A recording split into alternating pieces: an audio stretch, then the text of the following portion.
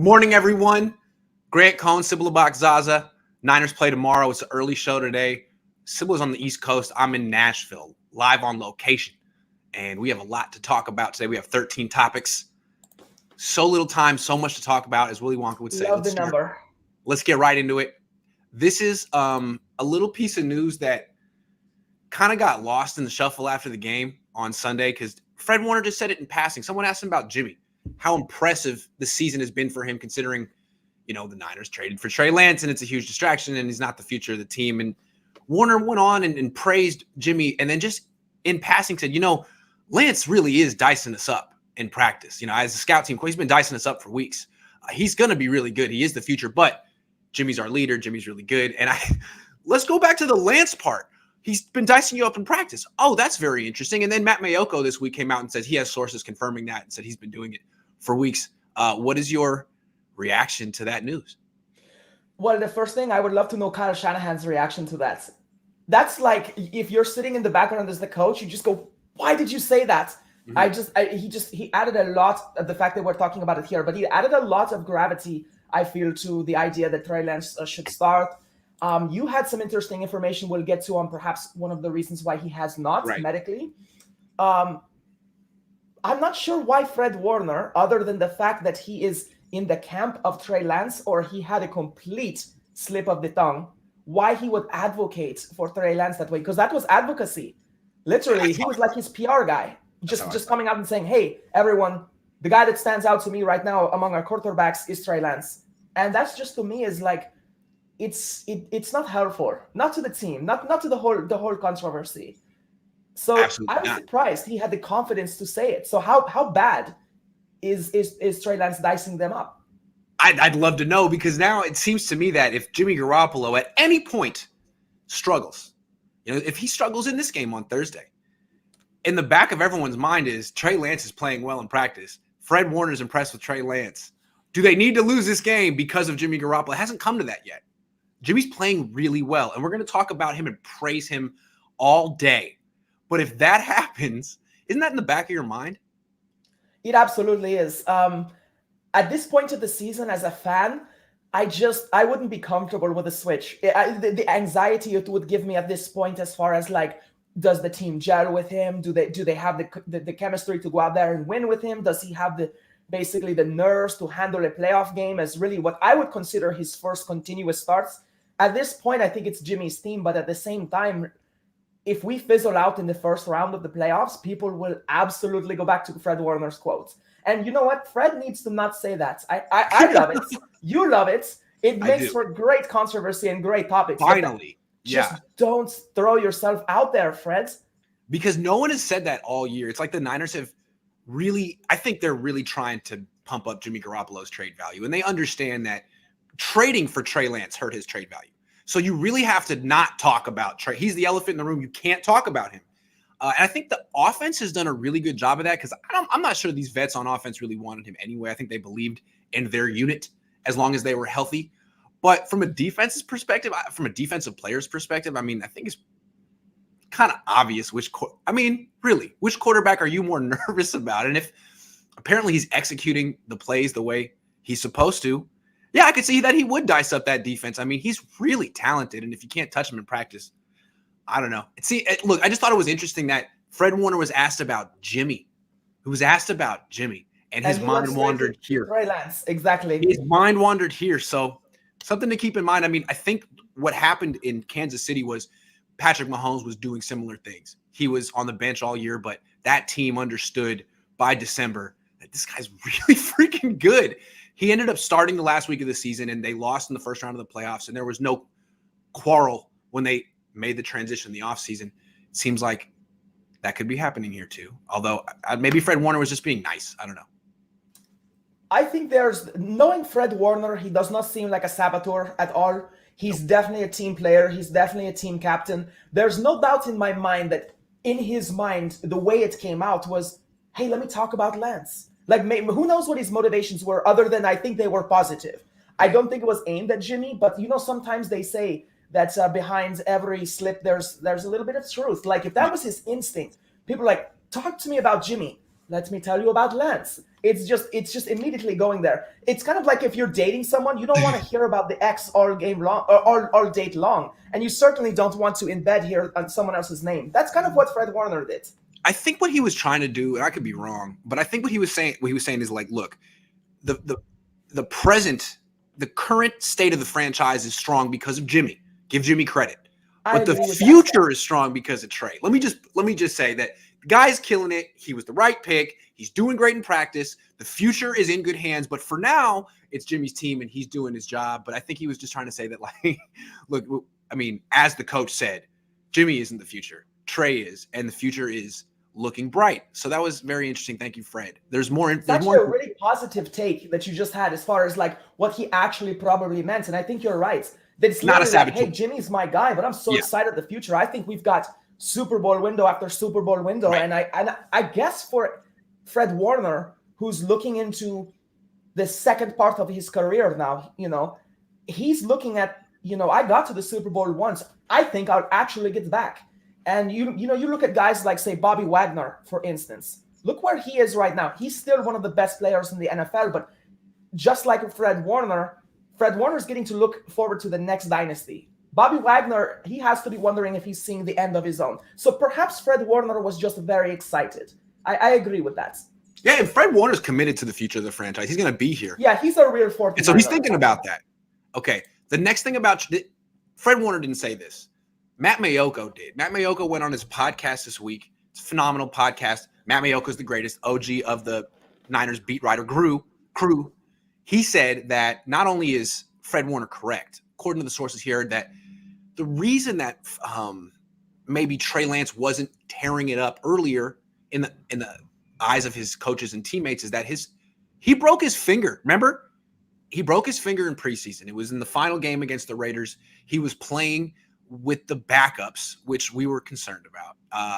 He got his finger hit, kind of like Russell Wilson. And we were not happy with that because we felt that it basically was a cover, like a blocking injury, basically. It was the fact that he was playing with backups that they threw him to the fire. Yes. Yeah, the pocket collapsed. He tried to follow through, broke his finger. It came down. They kind of downplayed the injury. I mean, they said he played week 1.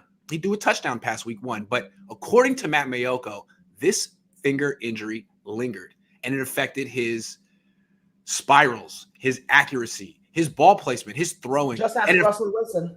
Yes, it's still impacting Wilson. And apparently, according to Mayoko's sources, it impacted Lance in his first career start, basically all of his action. He hasn't really played much in the last month and a half. So I think that's important to know. He was catching a lot of flack, like, man, this guy's ball is fluttering. Is this really how he throws? Apparently, that was partially because of a broken finger that's now fixed. I think one of the things that Lance ran into is his college tape shows that when he misses high, this is his problem. Once you break your finger, I feel like with Kyle Shanahan as his coach, he probably has a lot of good instruction as to how to correct that. But once he took the injury, he really looked like he was reverting back to his college tape. So as far as what people saw at the pro level and what they saw at his college level, it just looks so similar. And I think people were very quick. And I mean, my concern was very high as well because I knew he missed high. But with a broken finger, I mean, like I said, look at Russell Wilson, one of the best to ever do it. I think the best off-script quarterback there's ever been. He's struggling mightily because he cannot control the ball. It's so important. I mean, you don't pitch. That's the thing. You don't pitch with a broken finger. But these quarterbacks are expected to go out there and spin the ball. And you don't pitch with a blister. Right. You don't pitch with a blister. That's true. Exactly. Yeah. And there are laces on both balls. So it's amazing that quarterbacks stick this out. But it's because there's no rotation of quarterbacks. You are the franchise as a quarterback. And if you don't play, your whole franchise will suffer. Yeah, figure it out. Pitcher, you might I'm an Oakland A's fan. Use your other fingers. We get through the 5th, 6th, 7th, 8th, 9th starters every year. But you can't do that in the NFL. No. Coach once told me quarterbacks don't come, they're not like tennis balls. They don't come in cans of 3. Once you lose one, the game's over. Makes sense to me. I like that. Who said that? One of my anonymous coach sources that I talk to here and there. Love it. What I want to say real quick is if you've been, a lot of people take film Trey Lance at practice before games. I do it. I think people have noticed that his ball has looked better recently. There's less wobble.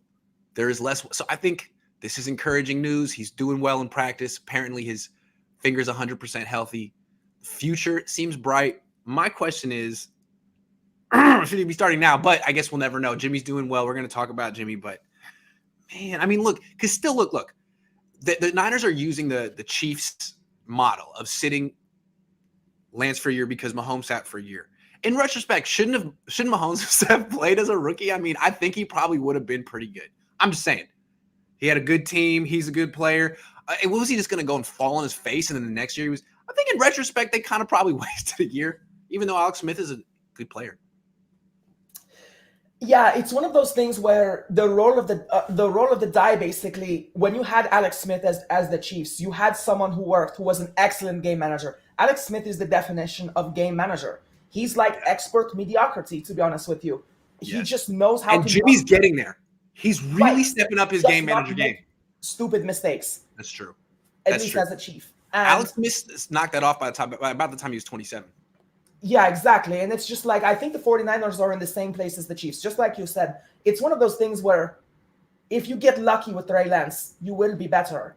But the odds kind of favor that the average expertness and familiarity of Jimmy Garoppolo will get you further, most likely. And it's like roulette. I just don't think they wanted to spin the wheel, essentially. AmTodd99 says, to be fair, Fred has more practice repetitions than Ayuk. Fred is sick of being looked at as the 12th man in the offense. What are we talking about here? Fred. Next question. Yeah, I don't get it, man. Fred on offense? Chat's really loving the Blue Clues fit today. Man, they say I'm looking like Steve from Blue's Clues. They say I look like Steve from Blue's Clues. What do you think? My wife says I don't look like Steve from Blue's Clues. As long as my wife thinks I'm. Sybilla says, what's up? She's over there watching Friday Night Lights. Love it. Yeah. Good show.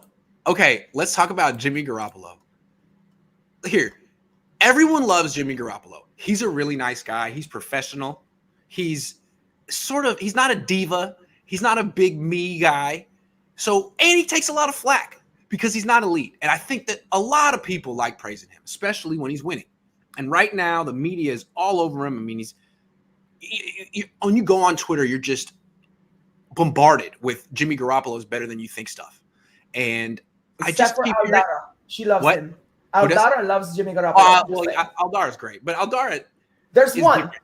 Aldara loves Jimmy like Aldara loves Taylor Swift. I mean, it's a little different. I'm talking about people who really think I understand. Yeah, we just had to give her a shout out. That's all. For sure. I'm saying all this positive press is nice. Niner fans are really, really praising this dude. Does it mean anything?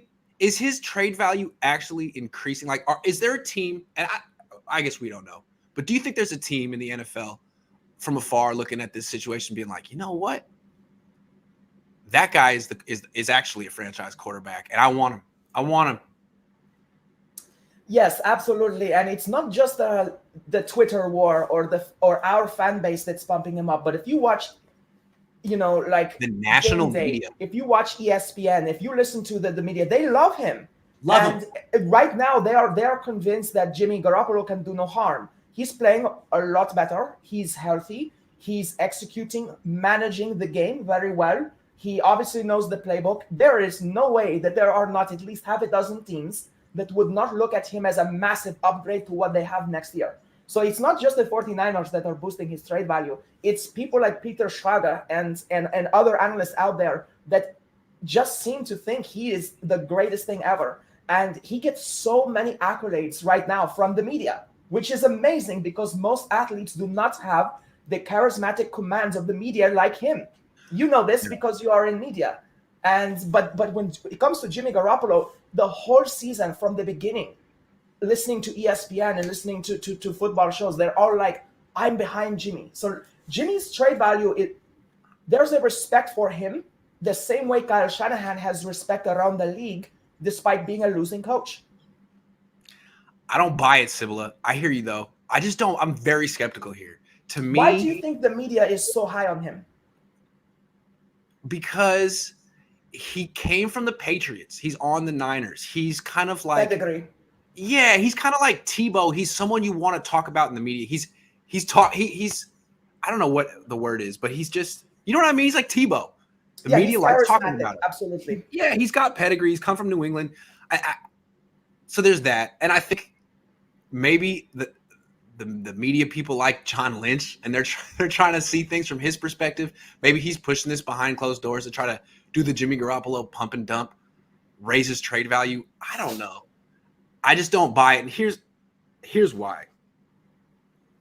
I think, well, look, when Kyle Shanahan was asked about him this week, like, has he improved? He's like, he couldn't even say yes. He was like, well, really, we've just kind of been more consistent around him and improved around him. I think when teams look at Jimmy, for all his great qualities, I still think they look at a guy who's a product of George Kittle, Deebo Samuel, Brandon Ayuk, Kyle Shanahan.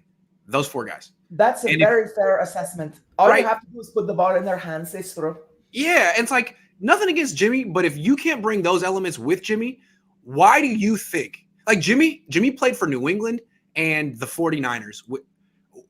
I know he had that success in 2017, but why do you think just bringing him to Carolina or Houston or any terrible team, why would he just turn it? I don't think he would. And I think if any team expected that, you're really going to be disappointed. For his skill set, you can just draft someone. Like, I know everyone's down on this draft class. And I don't know how much you've watched these quarterbacks. Yesterday on the way to Nashville on the plane, I was watching them. They look like they're all good to me. I don't know if there's any great quarterback, but Jimmy isn't great. If you're looking for a good quarterback, I think there's a lot of them in this draft. So yeah, I definitely agree with what you're saying as far as like the reality of Jimmy Garoppolo, but I still believe in the stupidity of many franchises in the NFL. That's a great point. I mean, look at the Panthers. They traded for Sam Darnold this year. Yeah, people like Shad Khan, they are the kind of person that wants to bring in a headliner to answer to the fan base. Basically, I've got it. I've got the heaven sent answer for this team. We're going to plug and play, and we're going to the Super Bowl. I feel like there are some owners like that. I feel like he's one of them, and I just feel like Jimmy Garoppolo's pedigree, his charisma, but mostly his pedigree, not his charisma. I feel like it could bait a franchise or two. I have a franchise that I think can make a terrible decision here. Cleveland. Here's why. Baker. Here's why. They were interested in Jimmy the first time around when the Niners got him. It was basically down to those 2 teams. We have some connections with the coaching staff. Yes. They absolutely should not re-sign Baker. We agree on that. Absolutely. He's got to go. And what they could say is, Johnny Football. Instead of going to a rookie, because we're a good team, kind of like the Niners, maybe the fan base would freak out going from Baker to a rookie. But going from Baker to Jimmy is, marketable to marketable, and Jimmy would probably be cheaper. They would probably bring him in, renegotiate his contract, and make him way more affordable than Baker. And they could say, it's a similar system. Jimmy can do a lot of what Baker does. I could see Cleveland thinking that way when really they should just draft a quarterback. But Cleveland is one team that could be the Niners' mark here. Yeah, see, honestly, I think Cleveland has to have a bridge of some kind because they have a window. They have a great defense, and they have some great offensive players. From Nick Chubb to their wide receiver core. They've got some great players. They do, and they have a decent coach. So that's a good one. I do like that. Baker, if he is smart, however, he would undercut that by taking a pay cut. And if he does not, he will be the next Manziel, basically. He will be out. So I wonder if Cleveland should trade him for whatever assets they can get. I'm not interested in Baker and whatever his next contract's going to cost. It's going to be expensive. And it should not be. No. He's a byproduct of the fact that they have a great O-line, good defense. They have Myles Garrett, Nick Chubb. I can see Jimmy Garoppolo going there. He's average. And I hate his State Farm commercials. They're so bad. What are we supposed to – he lives at the stadium? He doesn't live at the stadium. He probably has some really nice place in Cleveland that he doesn't want to live in because he probably would rather live in Beverly Hills. But that's what he lives at the stadium. Shannon Sharp and Skip Bayless, they were saying the hate for Baker Mayfield is amplified by those commercials. You're so bad. Because not just because they're bad, there are so many of them. And they play all the time. It's like who are you? Why do I have to see your face all the time? You're just an average quarterback in Cleveland. Now, if it was Peyton Manning, if it was Patrick Mahomes, for instance, Yeah. And I don't like Aaron champion. Rodgers, but Aaron Rodgers, when you win, you're more standable. People can stand you a little bit more when they see your face because there's the face of a winner. But Baker is so mediocre. It's almost that we feel like he's arrogant or pompous. It's like the RG3 with Subway. He's profiting off his college career. He hasn't done anything in the NFL. He plays in Cleveland. He's not a winner, but he was good in college, and he's still profiting. I feel like there's a lot. Tebow's still profiting off of what he did in college. He's in commercials right now. Yeah, and I don't even really watch college football, so I don't get that at all. Anyway, let's answer a couple of questions. Are you in Nashville, Grant? Damn right. Damn early start, bruh. Yeah, man, my wife's here. We're gonna have a nice time in the Music City. So we're getting started early. That's awesome that you guys went together. That's a great city to go to. Absolutely. Now, last night we got in late, and we don't know Nashville at all, so we just walked down to Broadway. You have to go for a music show. Okay, we went that last time to Broadway, and great bluegrass. Just like a bunch of 25-year-olds throwing up in the street. It was hella funny. Like, man, bro, it's Tuesday, but I guess it's that kind of town. I think of myself as 25, but then I walk around 25-year-olds, and I'm like, damn, I'm 40, or damn near it. I was like, whoa, guys, everyone, are you guys okay? Do you need a B complex, vitamin B12? Jimmy number one in wide. Okay, here we go. Jimmy number one in yards per attempt, 8.5. Colin Coward said Jimmy to Cleveland. Cleveland, telling you, Cleveland is going to make a bad decision. They wanted him a few years ago. They don't want Baker. They're probably scared to go to a rookie. Does Kittle get to 1,000 yards this season? They don't pass enough. Yeah, he has come on strong towards the end. He's closing on it, but he'll need some monster games, and he has had them. He has had them. Knocking on wood, hypothetically, if Shanny were to get COVID before a game, who would take over the head coaching responsibilities? That's an interesting question. Well, maybe the assistant head coach. That's the tight end coach, Ambry. Yes. Perhaps him. I think it would be him. That way the coordinators could stay in their I could roles. See that, yeah. Yeah. Good question. Interesting. But sometimes giving your OC a chance to kind of audition is a career move. And as a head coach, you might owe them that. Or the DC, D'Amico, who looks very much like a leader. He does. I don't know about him. I don't know about him as a head coach yet. Well, we're going to talk about that. I want to see more. I want to see two seasons of this. Fair. Karen Pettiford said, great show as always. Happy holiday to both of you. Happy holiday to you too. Happy holidays. Thank you so much. Okay, back to the show. Ambry Thomas. He's now started 2 games. He's given up some big plays, but been in position. I think he dropped 2 interceptions in this last game. Each time, the coaching staff really says nice things. Really did a lot of good stuff, encouraging things for a rookie. To me, it sounds like they are very much open and maybe hoping that he can start next season alongside Emmanuel Mosley. Are you getting that vibe? And do you think that is a good plan? And do you think that Ambry Thomas can live up to that? What they want and what they get are 2 different things. What they want is every team wants a starting corner. So yes, they do want him to do that. But I understand your question as far as do they think they have the skill set here that they want to see it out there? The raw physicality, he's still doing some things right. I want to talk about the interception he dropped on the sideline where Kyle Pitts almost took the ball back. He gave the ball back to him because he took his hand off the ball because he was afraid to fall. Ooh. And he rather than hold the ball, he takes his, I think, left hand off to break his fall. And I see wide receivers sometimes, they'll go to catch a ball and they'll put a hand down. And I'm like, no, you take the turf off the elbows. You have to take that for the team. Yeah. And so for Ambry Thomas to go out there and care more about the impact of the ground and holding onto the ball, that upset me. Because I am a Thomas supporter, but I am not his fan yet. And to me, Ambry Thomas has a certain lack of finish to his game. He's in position a lot, actually. Right. He's physical. He just doesn't get his hands where they need to be, ever. And that's his issue. He needs to learn, hey, I'm here. He does not jump at the right time. As soon as the wide receiver begins looking, I hate to say this, but this is how you burn Ambry Thomas. If you're the wide receiver and you're running your route, just turn your head a little bit. As soon as you turn your head, he wheels his whole head around, opens his shoulders, That's the worst thing. So he opens his shoulders to look, and then he ends up 2 yards short. Is that not what the Bengals did on that double move on the touchdown? They had the out and up. So Jamar Chase hit the out, made his eyes real big, put his hands up, boom, easy. Exactly. You know what? That's the kind of thing.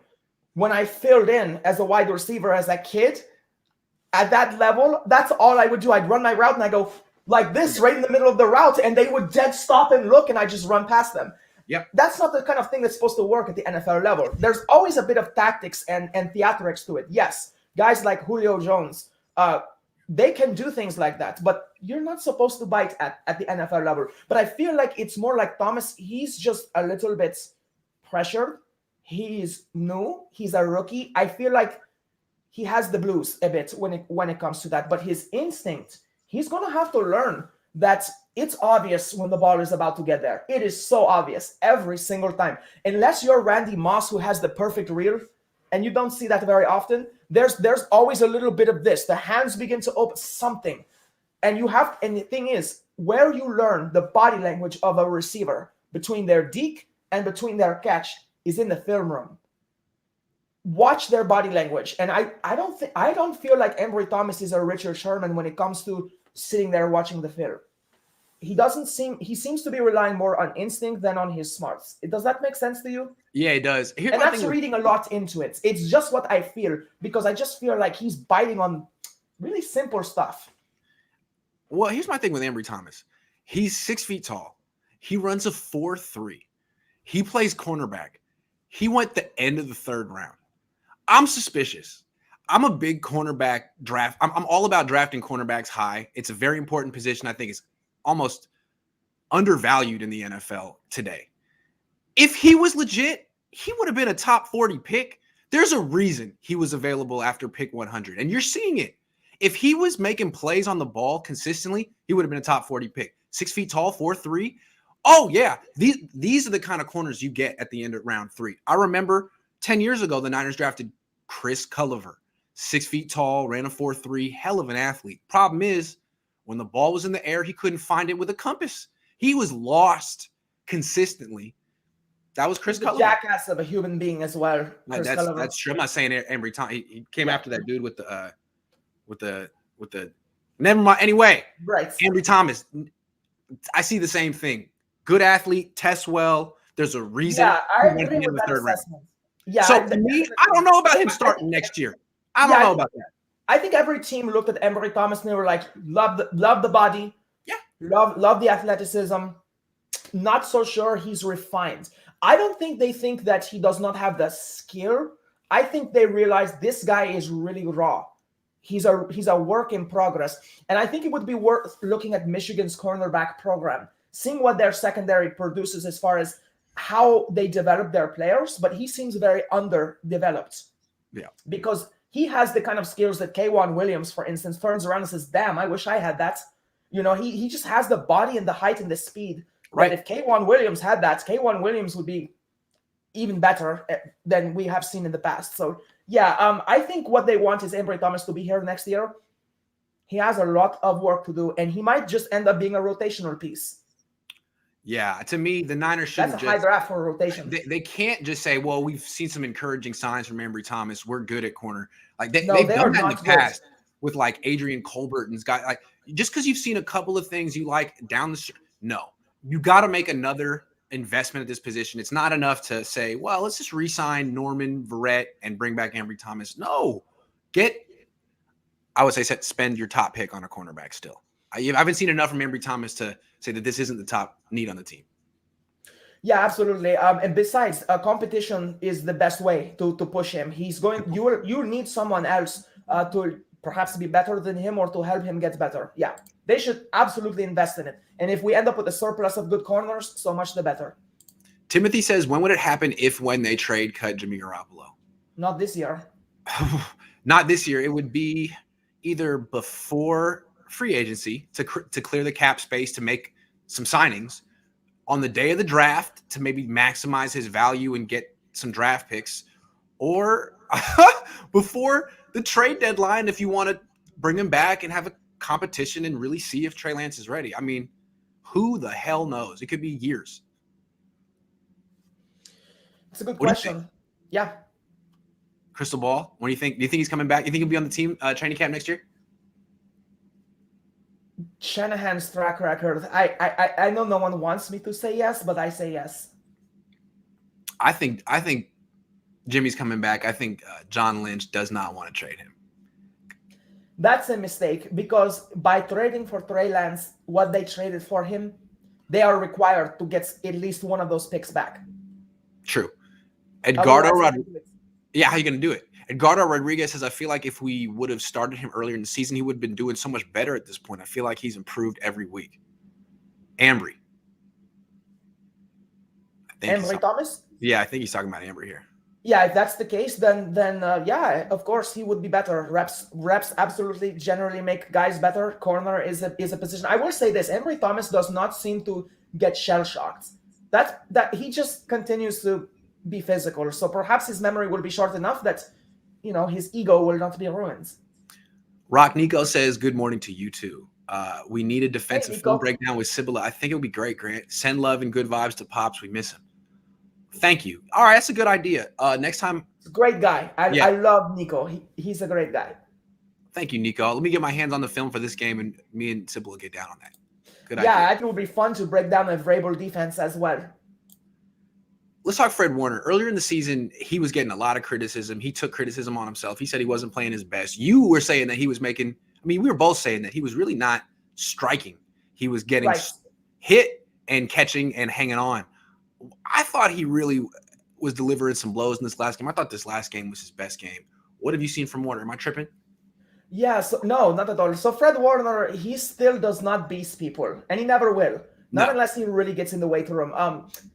He had this huge celebration after a hit in which a guy decked him for 3 yards, like hit him and dragged him through the air for 3 yards. Fred Warner is still getting beast moded by pretty much any running back that comes his way, but he's not shying from the contact. And that I do like to see. He's making his presence very physically felt, whereas I think at the beginning of the year he was not. Fred Warner is what we get. He's still not a Bowman or a Willis. He does not hit half as hard as those two men. Not half. But he does fly sideline to sideline. He has Aziz next to him. Greenlaw, when he gets healthy, will be there. They have the physical side on, as his right hand, basically. I do think Fred Warner is a lot higher motor. Perhaps these streak of wins have inspired him. There's nothing like winning in the NFL to get a defense fired up. So I just feel like Fred Warner, as the season has worn on, I feel like he has come more alive.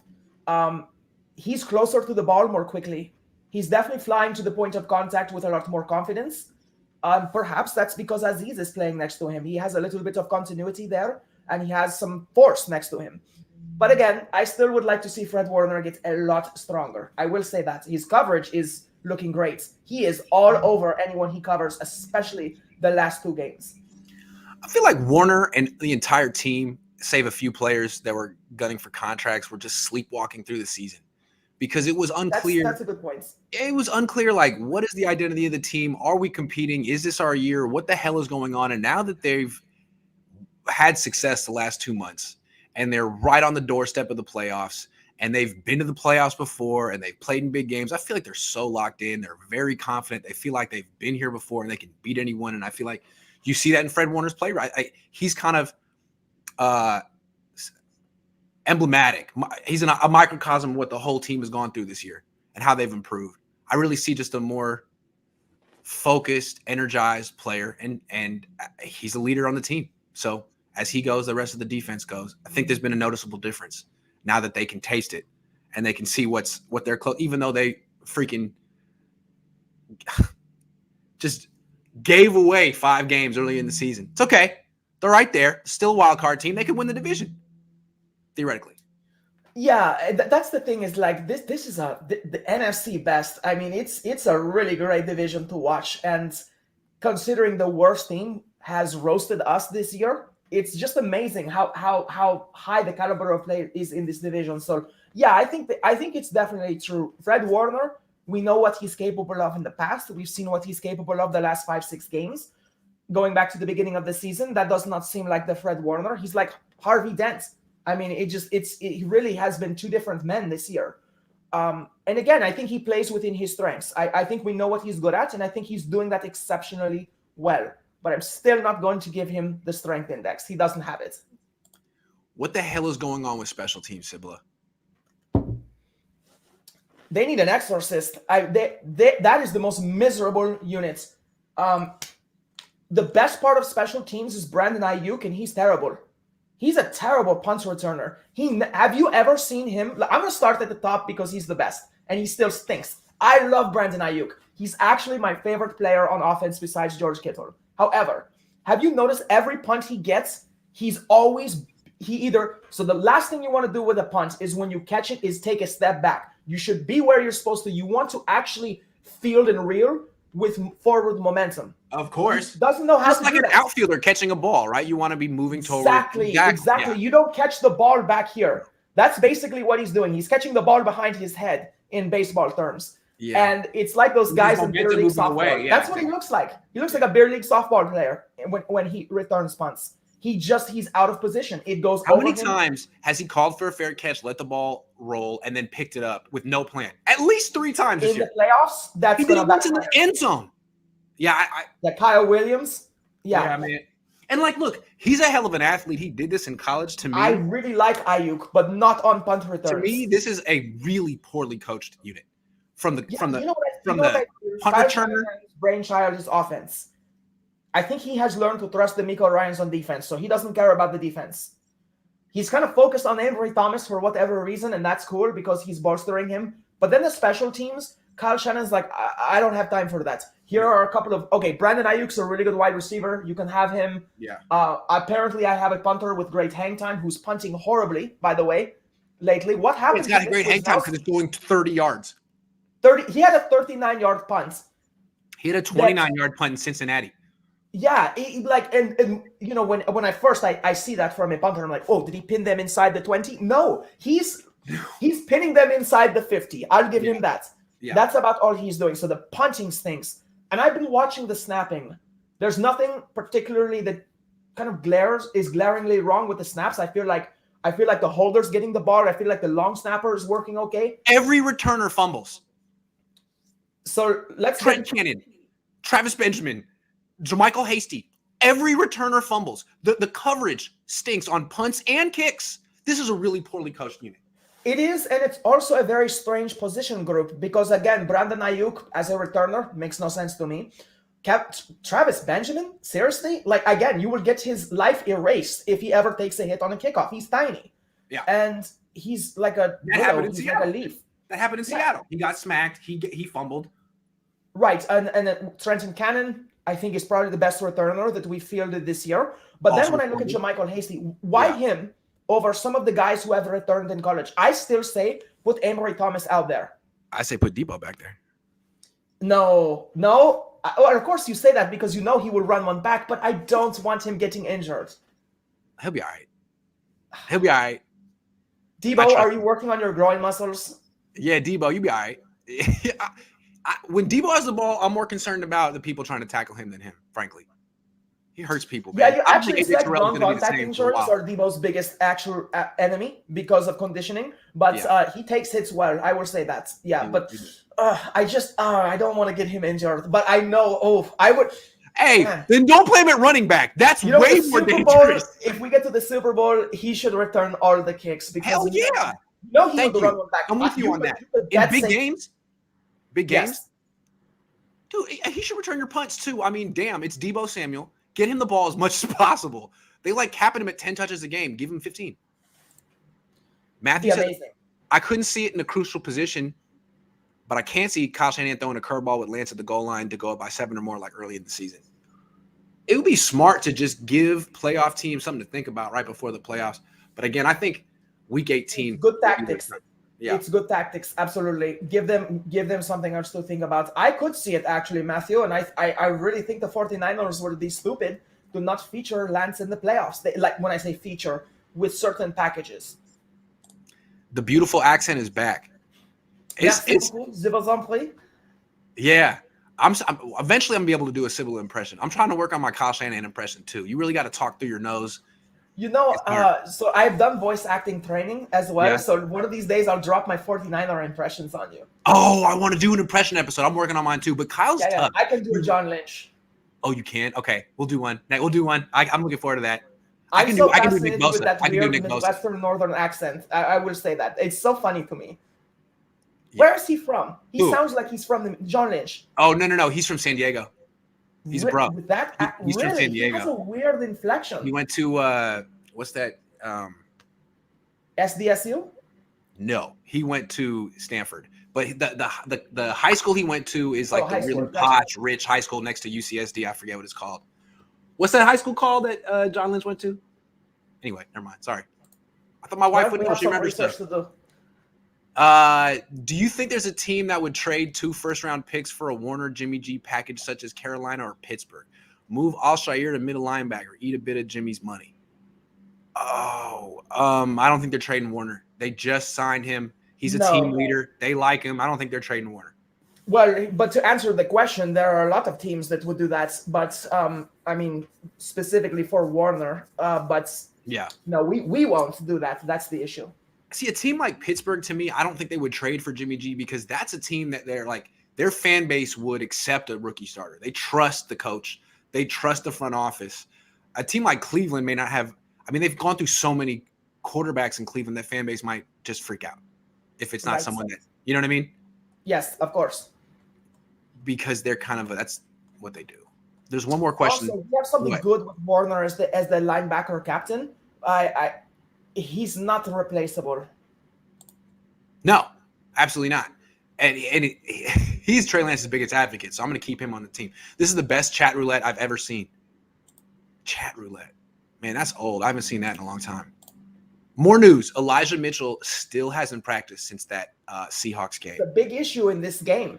Yes. Now, he has cleared the concussion protocol. His head is fine, but his knee is not.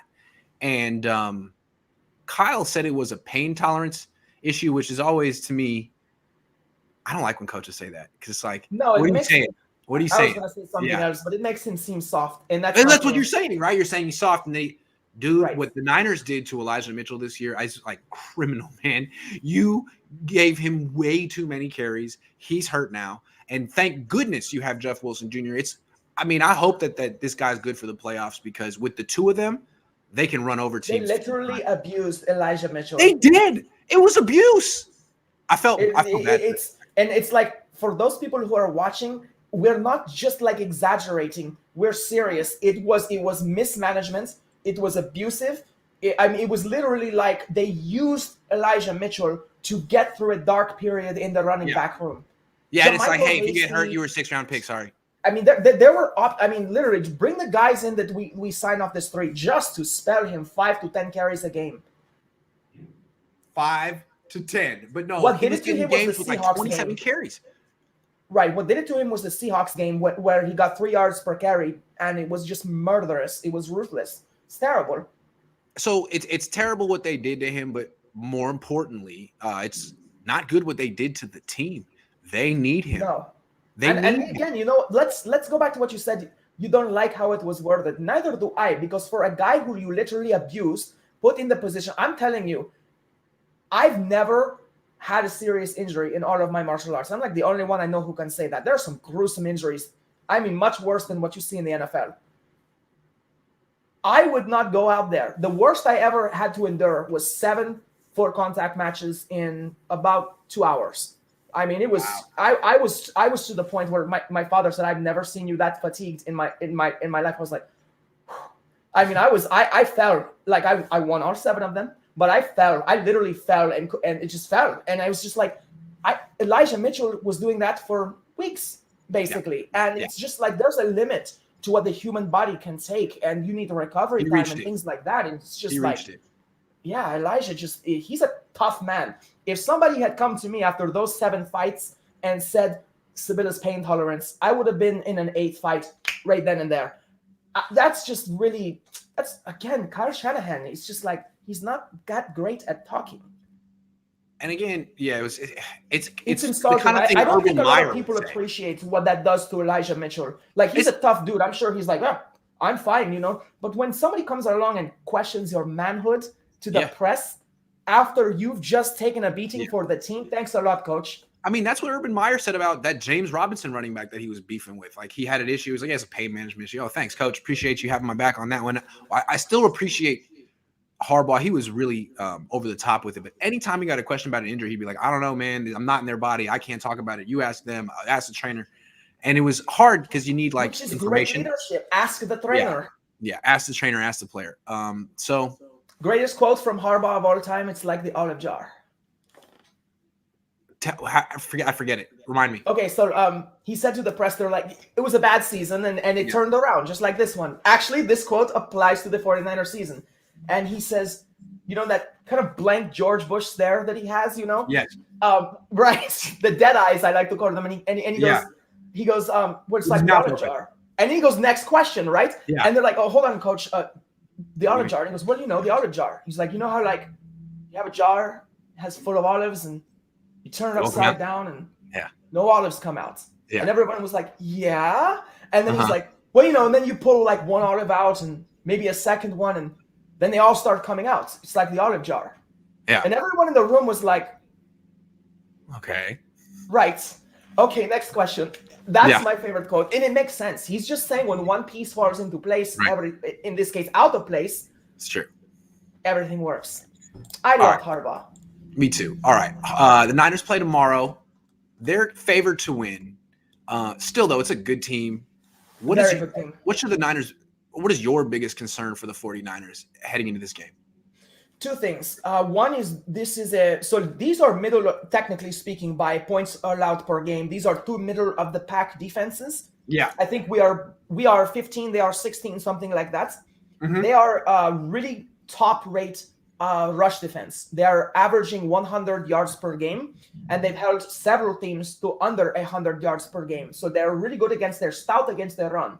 I think every 49ers fan knows that is not something you want to hear as Kyle Shanahan, because it is, of course, the recipe for his success. Now, stout against their run does not mean you're stout against Debo. That's different. But nevertheless, it's something that they excel in this year. Right. So that's my first concern. My second concern is Kevin Byard is it's really good safety. I really have a lot of respect for his game. And I feel like it takes away the middle of the field for Jimmy Garoppolo a little bit more. I'm not saying that they have like this defense that's going to come in here and shut us down. It's just that these are my two concerns. The fact they have a really good safety and they have an excellent run defense. It means that Jimmy will have to be on time. I'm sure that Kyle Shanahan is going to dial up some things they have never seen from a run team before. So I feel like advantage Kyle Shanahan, but I feel like the Tennessee Titans, they really match up well with us defensively. Yeah, I'm looking at them right now. Like, they don't have great corners, which is it's like the Niners. You don't want to be weak at corner, but against the Niners, it doesn't matter because Jimmy doesn't throw the ball he doesn't test corners. He throws over the middle 100% of the time, 89% of the time, or something like that. So what I'm looking at with this team is, they're beat up on offense and they can't move the ball, but their defense is nothing like Atlanta's. This defense has they got Bud Dupree. That's one good pass rusher. Yes. Harold Landry. That's two. And then you got Jeffrey Simmons, the defensive tackle, who good ball player. Better than Armstead. He's better than any defensive tackle the Niners have. So this is a serious pass rush as opposed to the last one. And Jimmy's not going to have these like really big, cavernous pockets that he had this last week. He's going to be under pressure, and I'm curious to see what that does to the offense. Because again, if Elijah Mitchell can't play, they can't run the ball 40 times. A good run defense. If Jimmy's under pressure, are the Niners going to turn the ball over? That's the biggest concern. Will they turn the ball over? This is another George Kittle game. He has to be able to take the ball 5 to 7 yards down the field, short passes, screen passes, things like that, rollout plays, play action. I would love to see some bootlegs and things like that. These are, in order to deal with a good pass rush, these are the things that everyone knows you have to do. They just have to get cute, basically, but they have to be on time. And they will. The one thing, though, is Jimmy Garoppolo, I think one of the biggest things he does well is the quick release. Yes. So as long as because here's the thing, you've said it before, and I've heard so many announcers say it seems like Jimmy can be rattled very early. But once he gets through that and he settles in and he realizes, wait a minute, that pass rush looks scary, but I have a quick release. And I've got Deebo Samuel and George Kittle and people like Elijah Mitchell. I feel like he can negate a good pass rush as long as the play designs allow him to get that ball out quickly.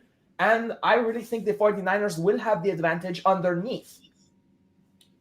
They need to test their corners. And I think Jawan Jennings is a good one for that. Not because he can burn them or anything, but as he demonstrated in the Bengals game, if you throw to the sideline, he can box them out. And I feel like Jimmy Garoppolo needs to start throwing to the sidelines a lot more. And the thing is, too, like when you throw to the sidelines, if Deebo catches it and he beats his man, I don't see a safety stopping him after that. It's like cover zero once he gets to the secondary. Let me tell you why he doesn't throw outside the numbers before we move on. Do you ever wonder why Jimmy Garoppolo throws so many picks in training camp? Because he's practicing throwing outside the numbers. I swear. He can't do it. Interesting. He just floats the ball out there, and if the wide receiver's open, he's not the corner recovers. It's a pick six waiting to happen. He doesn't do it. I mean, they call it in camp just to see, and they don't call it anymore. There's a reason. It must happen in practice too. Just interceptions galore. He needs to just learn to let it go on the sideline. Like he needs to throw some actual deep balls on the sideline. He doesn't need to worry about that when it's Jawan Jennings. If Jawan Jennings is there, it's not going to get pick six. Just once in a while, I think they need to throw the ball up and let their physical guys like Jennings and Deebo do their worst to that corner. Anthony C says, Grant give me Blue's Clues vibes when he leans back in his thinking chair. Yeah, I just have to get like my handy dandy notebook. I love Blue's Clues. Yeah, that was so. That show was. I watched that show and I was like, me too. I watched it as well. We're the same age, though. Marcus says, big fan of your show. What are the chances we re-sign Mostert and Verrett? I really hope we re-sign Mostert. Higher than you think. I mean, I think they're both high. Both high. I mean, because it's high because we can buy them low. Exactly, and I think they probably want to be here. And yes, I don't of think course. The Niners are really looking to replace either one with first, second round picks. You know what they can dial up in the run game that they haven't seen. Trey freaking Lance, get it done. Sandy, thanks for the content, you two. Hey, from your lip Chris. to God Love here. it. Absolutely, Chris. There's good comments, and it's very true. And you know what? Against a good run defense, it would be cool to see what Trey Lance can do. Absolutely, and it hasn't come to this yet because the Niners have won their last two games. But don't lose a game because you're struggling to run the ball on offense with Trey Lance not playing. Like if you got to do what you got to do. In desperate times, take desperate measures and all those cliches. So if you got to do it, you got to do it. I'm not saying that has to be in the first half. Vrabel's going to dial up some interesting looks to rush Jimmy Garoppolo, I feel, don't you? Yes. All right. Let's talk about Vrabel. Real quick, to me, I think there are lots of similarities between the Titans head coach and the 49ers defensive coordinator. Let me lay it out real quick. I want to hear what you think. Vrabel was a respected middle linebacker for a long time, a cerebral player, played for Bill Belichick. Then he sort of worked his way up the ranks. He was a position coach at Ohio State. Then he went to Houston. Let me give you his resume real quick. He was a linebackers coach for 3 years, a defensive coordinator for 1 year, and then he became a head coach. And I think he's actually a good head coach. So do I. Is quite similar. I mean, he was the rookie of the year. He was an excellent player. He's been a position coach. He's now a coordinator. He developed Fred Warner, Azeez Al-Shaair. He has a highly ranked defense right now. He's pretty much excelled at as a player, as a position coach, as a coordinator. I think he's on the Mike Vrabel path. He seems like a natural leader, a man's man, an alpha male, but at the same time, a caring person who's not all about himself. And he's out there on the field when guys get injured. Yes. You're exactly right about him. Yeah. Yes. I really like him. I think he's a natural leader. And I think seems like he's a real football guy. He's a player, linebacker, of course, as you said. He's a man's man. He's like you said, he's one of the boys as well. Yep. He knows how to be the leader, but he knows how to talk at their level. Yep. You know, of course, as a linebacker, he's used to coordination and things like that, being in the middle of the pack. He's just really good at relating to his guys. And I think they really believe in him. Also, take a look at Tannehill, who was floundering in a floundering franchise, of course, who really, I mean, Tannehill was looked on as a complete bust. Mm-hmm. Comes to Tennessee and becomes the world's most accurate passer. He is their Jimmy Garoppolo, but better, I think. Yes. And that's the thing. Like he's like Jimmy Garoppolo enhanced. Yeah. He's like the 17 version of Jimmy Garoppolo, but pretty much I think he's a He'll throw downfield unlike Jimmy, who pretty much doesn't do that anymore. Yeah, no, Tannehill is better. Yeah. He absolutely, and we're going to get to see that in this game, even though Julio Jones is questionable. Julio's not even having a good year anyway. He's got like less than 400 yards. So I don't think he's that important other than our corners. He might dice up. But anyway, back to Vrabel. Yeah, he's just he's a nice on-field presence. He's actually very calm and collected. He's passionate, but at the same time, he's very, how to put this? He has good sportsmanship. Yeah. And I just feel like he's like, you have to respect the head coach. You have to believe in him. You have to trust him. You have to, and I think absolutely do.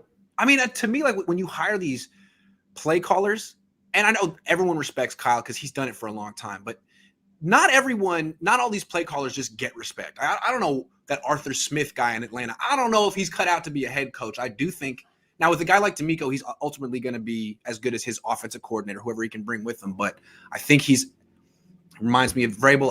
I think he should be getting interviewed this year, just like Vrabel was after 1 year. I think this guy should be compare him to Mike Singletary.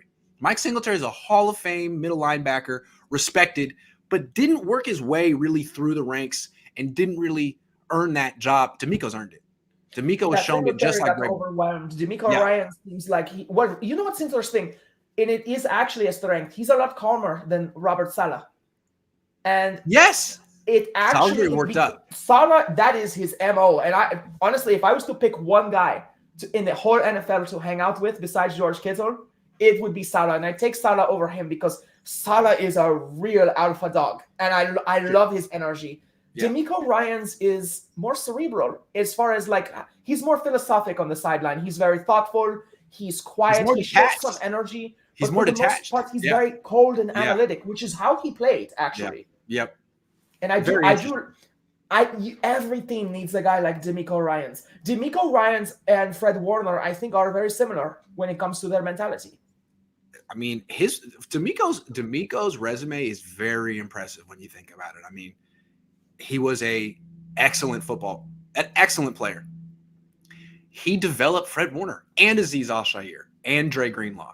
And Flanagan Flores as well. I mean, like the list goes on and on. I mean, this is LBU. But here's the thing. Saleh and the linebackers room still have a lot to do with that.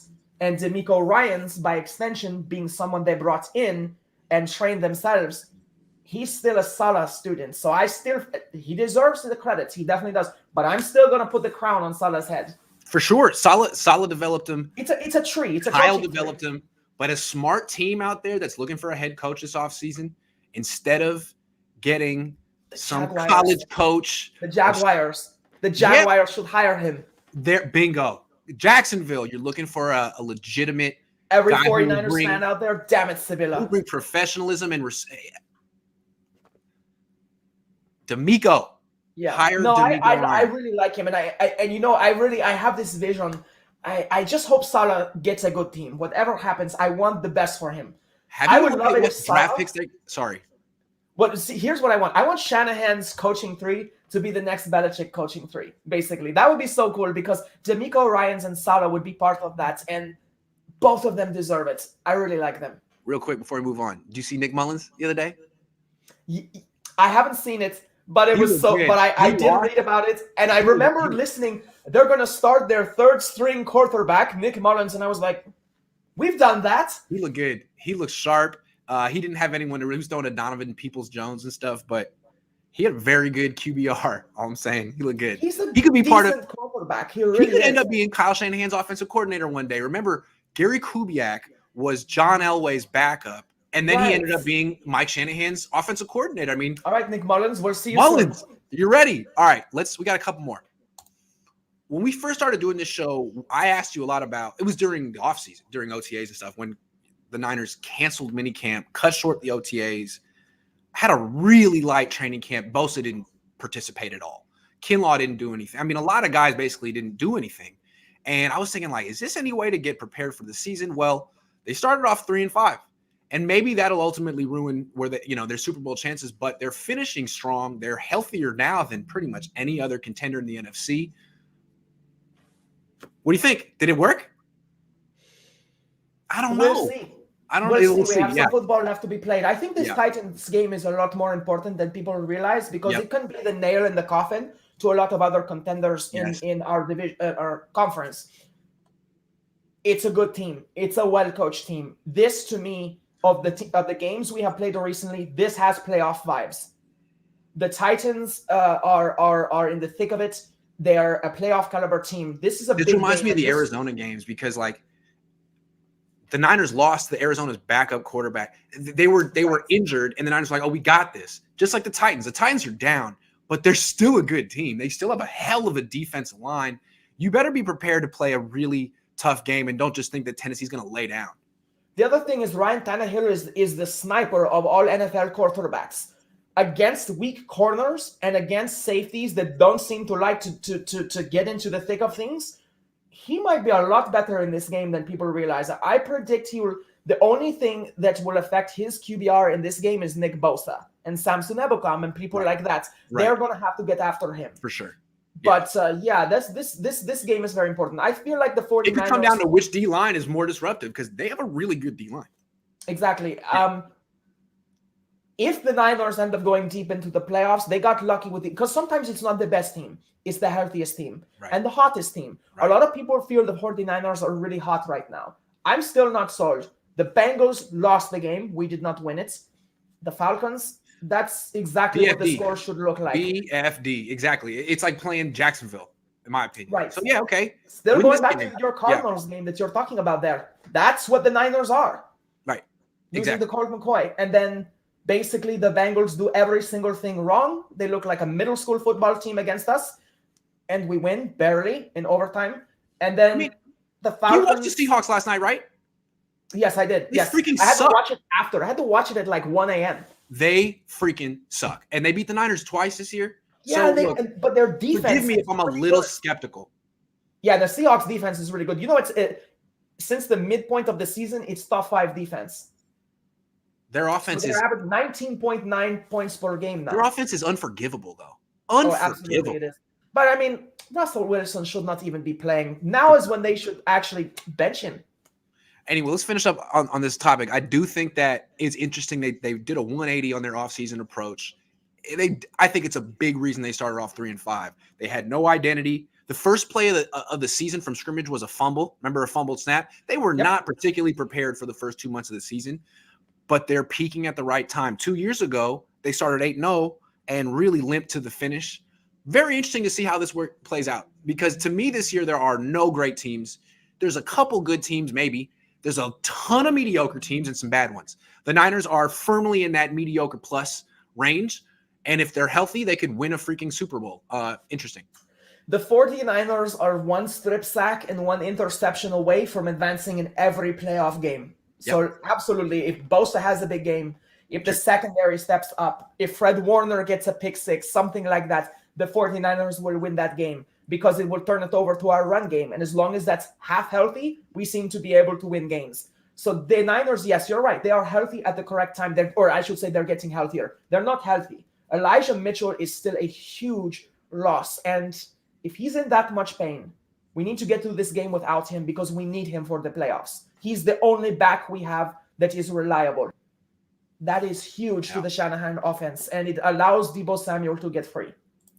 Have you watched Jimmy G mic'd up from the last game? I have not. This team is 1,000% behind him, and there's no way a rookie Trey Lance could lead them the way. I never listened to Jimmy G mic'd up. I'm tired of his usage of the word baby. He has nothing else in his vocabulary. Let's go, baby. Let's go, baby.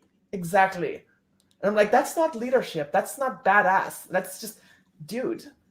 You like know what he is to me? He's vanilla. You know?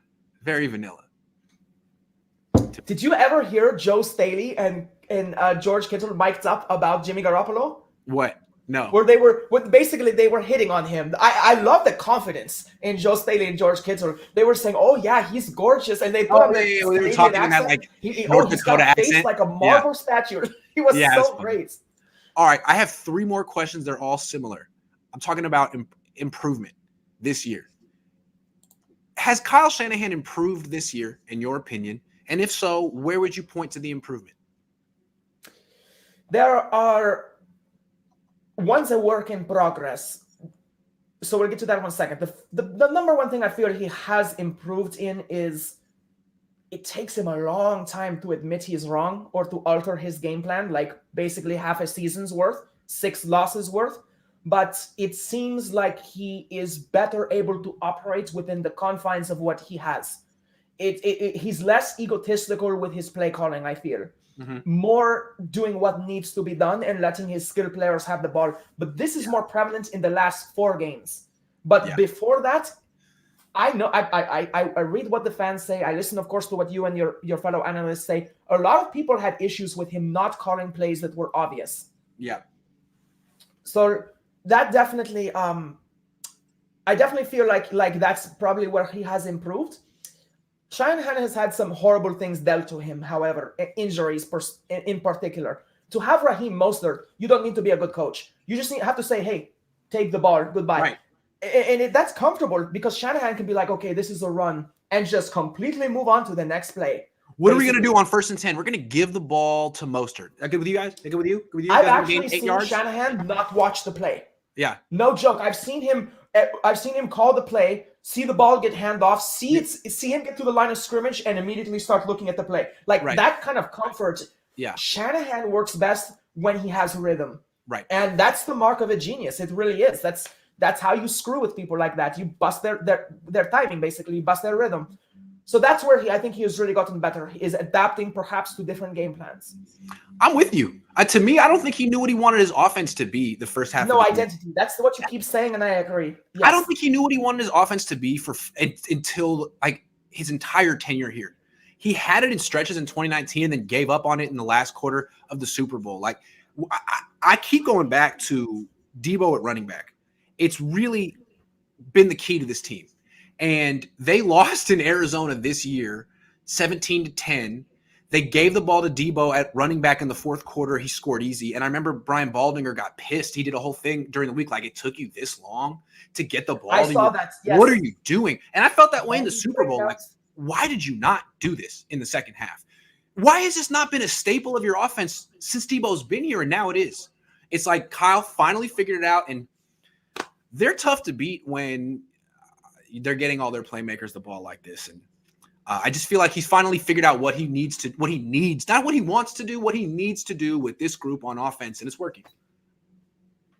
I feel like Jimmy Garoppolo is being put more in a position to succeed by Kyle Shanahan. And I think, like you said, getting the plays in the playmakers' hands, he's making everyone look a lot better, Shanahan. The second thing he has improved in, last thing I'll say on that subject, is he still does it. He still hangs people out to dry like he did with Elijah Mitchell. He does. I don't understand where this benevolence for Ambry Thomas is coming from. It's so un-Shanahan-like. Yeah, I mean, you're real tough on Aaron Banks and Trey Sermon and Trey Lance, but Ambry Thomas is showing good things out there. Wait a second. What do you mean? Exactly. And I'll be honest with you, between Trey Sermon and Ambry Thomas, Sermon is the better player. No question. So I'm not sure where this is coming from, except here's the thing.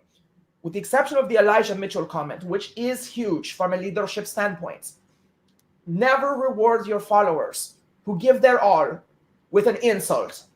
That's ridiculous, especially one so public. But when it comes to Ambry Thomas, corners need an ego. They have to be a Richard Sherman. Richard Sherman, I love him. His ego, though, is really over the top. He's not that humble, but that's necessary to play corner. Darrelle Revis was the same way. It's just that ability to forget you got burned and still think you're the best thing since sliced cheese, basically. That literally you have to have that mentality. He seems to be trying to build that up in Ambry Thomas. That's a skill. I like seeing it. Will we get ego Kyle or humble Kyle? Hi, Sib. There is no humble Kyle. Are you kidding me? Are you kidding? That doesn't exist. I don't think it's humble. But we always get ego Kyle, and I don't necessarily mind that. But to be honest with you, I've watched some interviews with Kyle Shanahan where he seems to be having fun. And he's not that bad a guy. He really isn't. His mouth gets the best of him because he's a terrible public speaker. He needs to take a class. And he can't take – he doesn't like being challenged at all. But no, as long as, here's the thing. If I was to say one thing to Kyle Shanahan, I think the Americans' number one citizen that they produce is the United States Navy SEAL. I know this. Worked with them. I love them. Done a lot of stuff with them. they spend years being ground under heel. They're the best in the U.S. in any military in the world. They spend most of their training being humbled, being yelled at, being critiqued, being told they suck, being told that they don't run it hard enough, being told that their swim time is garbage, non-stop beratements. And they end up being the best there is. Shanahan's got to learn that critique is part of inputs. And of course, there's a way to do it. But most of the time, the media is asking him a question. But he takes it as a full-on drill sergeant critique and he gives lip. There's no place for that. And I wish he would work on that. Also, he's so, ready to give out critiques to his players. He should be able to take it on himself. If you run out of time. Within, you have no right to look at others. We're running out of time. I got 2 more for you. Let's go a little bit quicker. Has Jimmy Garoppolo improved this year, in your opinion? Small yes. No. Okay. But I'm going to say yes, no, more no. Okay. And the reason is yes, this is the game plan that has always worked for him. Quick release, right. Short passes over the middle, playing to his strengths. Deebo Samuel has gone insane. Right. And George Kittle seems to be like impregnable again. So that's great. And Elijah Mitchell and people like that have been being pounded. Look at the attrition in the backfield. That's why Jimmy Garoppolo's better. It's because everyone else is better, and there's nothing wrong with Jimmy Garoppolo doing this. There's nothing wrong at all. But what he is an expert at mediocrity, as I said earlier. That's all you're seeing. A good game plan with people playing out of their minds. There's not a team in this league that would not be several wins better with Deebo Samuel and George Kittle. I don't see the improvement. What John Lynch just went on the radio and said that he's running the offense to perfection. Translation, the guy I chose is running the offense. Exactly. That his guy is good and is worth a lot. I don't see improvement. I mean, I think he's a guy who's always been pretty good. And what's happening is the offense around him is healthy, and it's been together the whole season. So Deebo's playing well, Kittle's playing well. There's a cohesion that he's a part of that he's benefiting from. I think he's benefiting from it, and it seems like if there is an area that he's improved, I'd like to hear what it is because I can't put my finger on it. It seems to me, and Kyle's been asked the question, and he keeps going back to, I think it's everyone around him has gotten better. Everyone around him has been more cohesive and there. So, good for Jimmy that he's playing his part. He's playing his position, but he's not a franchise quarterback. He's a high-level game manager like we were talking about with Alex Smith. He does it his way. I think he's doing a good job recently of not turning the ball over. Maybe that's it.